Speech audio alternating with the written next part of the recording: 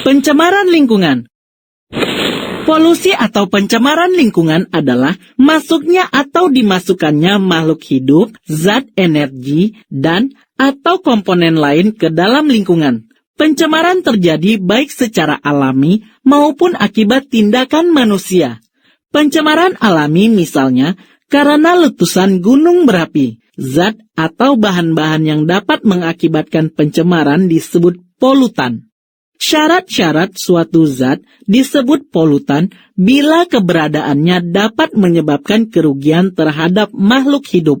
Contohnya, karbon dioksida dengan kadar 0,033% di udara berfungsi bagi tumbuhan.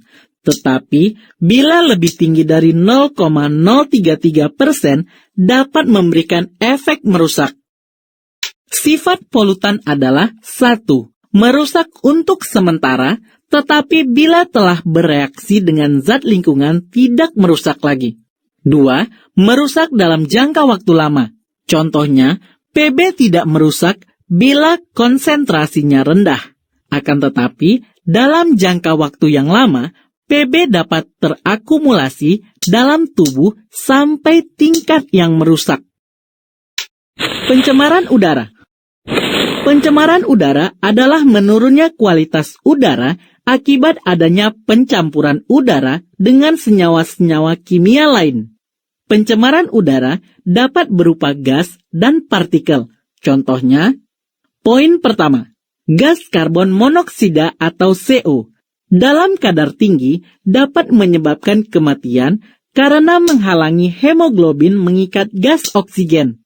Sedangkan kadar karbon dioksida atau CO2 yang tinggi dapat menyebabkan terjadinya pemanasan global akibat efek rumah kaca. Poin kedua, transportasi telah menjadi sumber utama dari pencemaran udara, khususnya di daerah perkotaan. Terlebih lagi, dengan penambahan unit kendaraan bermotor yang melaju di jalan raya dan buruknya sistem angkutan umum yang jelas memperparah pencemaran udara yang terjadi. Polutan yang berasal dari kendaraan bermotor dibedakan menjadi polutan primer atau sekunder. Polutan primer seperti sulfur oksida atau SOx, nitrogen oksida atau NOx, dan hidrokarbon atau HC langsung dibuang ke udara bebas dan mempertahankan bentuknya seperti pada saat pembuangan. Polutan sekunder seperti ozon atau O3 dan peroksiasetil nitrat atau PAN adalah polutan yang terbentuk di atmosfer melalui reaksi fotokimia, hidrolisis, atau oksidasi. Poin ketiga, efek rumah kaca atau greenhouse effect. Sebutan ini berasal dari pengalaman para petani yang tinggal di daerah beriklim sedang yang memanfaatkan rumah kaca untuk menanam sayur-mayur dan juga bunga-bungaan. Mengapa ditanam di dalam rumah kaca? Penyebabnya karena di dalam rumah kaca suhunya lebih tinggi daripada di luar rumah kaca. Hal ini disebabkan karena cahaya matahari yang menembus kaca akan dipantulkan kembali oleh benda-benda di dalam ruangan rumah kaca sebagai gelombang panas yang berupa sinar inframerah, tapi gelombang panas tersebut terperangkap di dalam ruangan rumah kaca dan tidak bercampur dengan udara dingin di luar ruangan.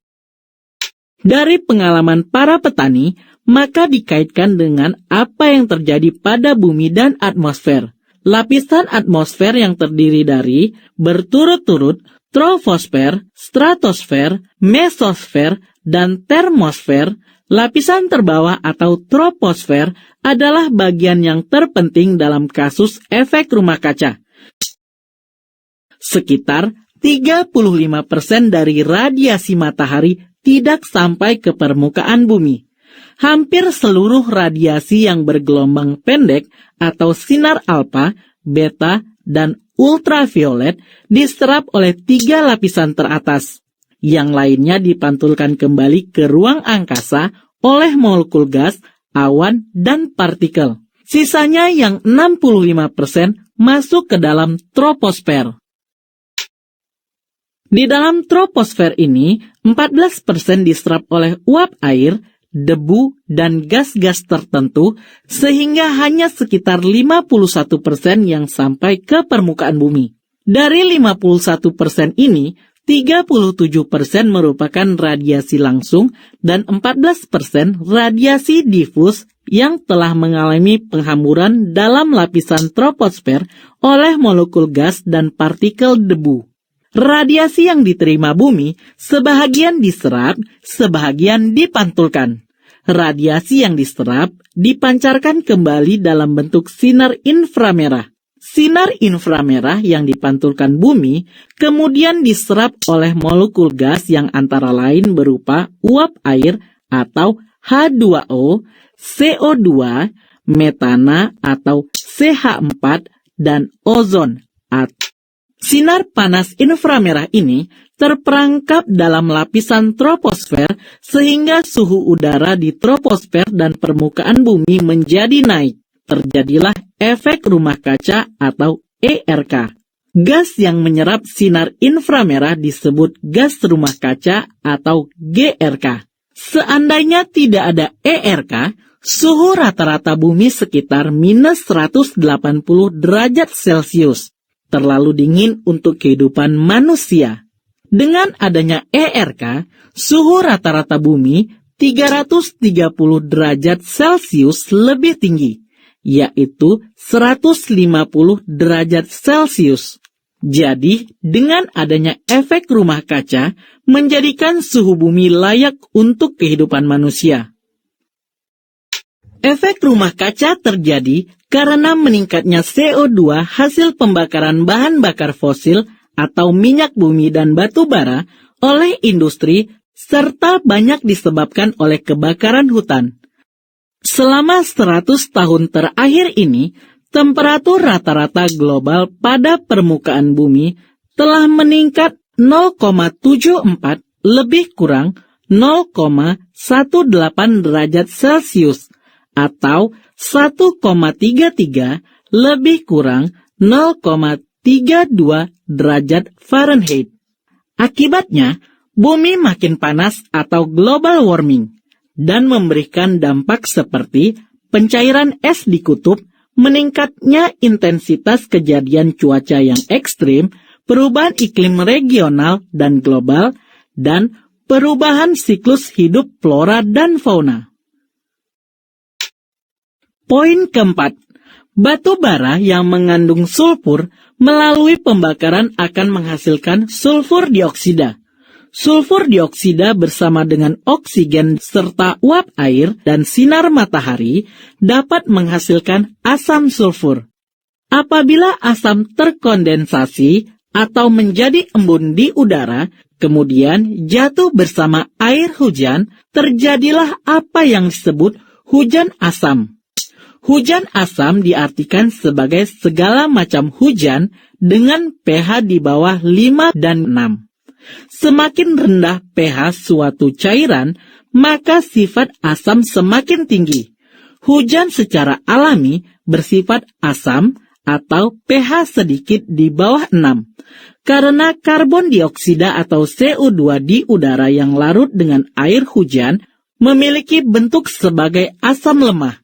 Jenis asam dalam hujan ini sangat bermanfaat karena membantu melarutkan mineral di dalam tanah yang dibutuhkan oleh tumbuhan dan binatang. Berikut adalah beberapa efek dari hujan asam. A. Melarutkan kalsium, potasium, dan nutrien berharga dari tanah sehingga tanah menjadi kurang subur. B. Menghancurkan jaringan tumbuhan dan mengganggu pertumbuhan sehingga merusak tumbuhan. C. Hujan asam yang jatuh ke danau melalui aliran menyebabkan pH turun pada ekosistem tersebut. D. Bersifat korosif sehingga merusak material dan bangunan. Untuk menanggulangi pencemaran udara, kita dapat melakukan berbagai usaha seperti A. Tidak membakar bahan-bahan beracun di udara terbuka. B. Tidak melakukan pembakaran hutan secara liar. C. Segera matikan kompor atau kayu bakar jika proses memasak selesai. D. Menggunakan bahan bakar yang mengeluarkan sedikit asap, misalnya bahan bakar gas atau LPG. E. Pengurangan atau penghentian penggunaan zat aerosol dalam penyemprotan ruang. F. Ikut berpartisipasi dalam gerakan penghijauan serta memelihara dan tidak mengganggu taman kota dan pohon pelindung. G. Mengurangi penggunaan bahan bakar fosil dan menggantinya dengan bahan bakar yang ramah lingkungan seperti biodiesel. H. Mengembangkan teknologi mesin yang tidak menggunakan bahan bakar fosil, misalnya dengan membuat mobil listrik. I. Tidak menggunakan AC dan lemari es yang memakai CFC. Saat ini, sudah banyak tersedia AC dan lemari es yang bebas dari CFC. D. Pengaturan lokasi yang jauh dari kawasan pemukiman. K. Melakukan pengolahan atau penyaringan terhadap gas buang industri sebelum dibuang bebas ke udara. L. Membatasi emisi gas buang pada kendaraan bermotor dan mesin-mesin industri, misalnya dengan memasang alat pengubah katalitik.